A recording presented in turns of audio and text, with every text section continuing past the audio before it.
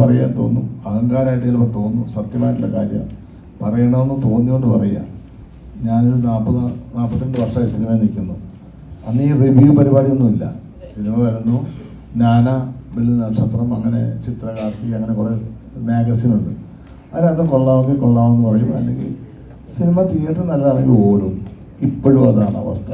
അല്ലാതെ ഈ റിവ്യൂ കൊണ്ട് നടന്ന ആളല്ല ഞാൻ ഇനി നിൽക്കാൻ പോകുന്നത് റിവ്യൂ കൊണ്ട്. അപ്പോൾ റിവ്യൂ പറഞ്ഞിട്ട് അതിൽ ഭയങ്കര ബോറാണെന്ന്, ഞാൻ ബോറായിട്ട് അഭിനയിച്ചാൽ റിവ്യൂ പറഞ്ഞ് ബോറാന്ന് പറഞ്ഞു.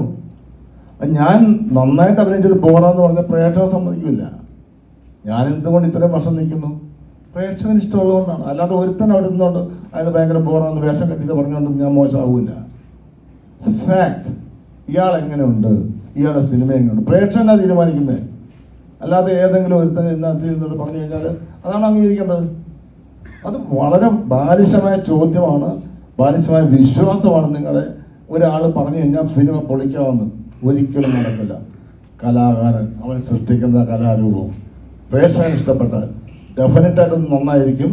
ഇഷ്ടപ്പെട്ടാൽ, മോശമാണെങ്കിൽ പറഞ്ഞോളൂ. പക്ഷെ ഒരാൾ പറഞ്ഞിട്ട് അത് മോശമാണെന്ന് പറഞ്ഞാൽ ഒരിക്കലും ഓടാതിരിക്കുകയില്ല, പ്രേക്ഷകൻ ഇഷ്ടപ്പെടാതിരിക്കില്ല. അതിൻ്റെ ഏറ്റവും വലിയ തെളിവാണ് ഞാൻ ഇത്രയും വർഷമായിട്ട് സിനിമ കളിക്കുന്നു.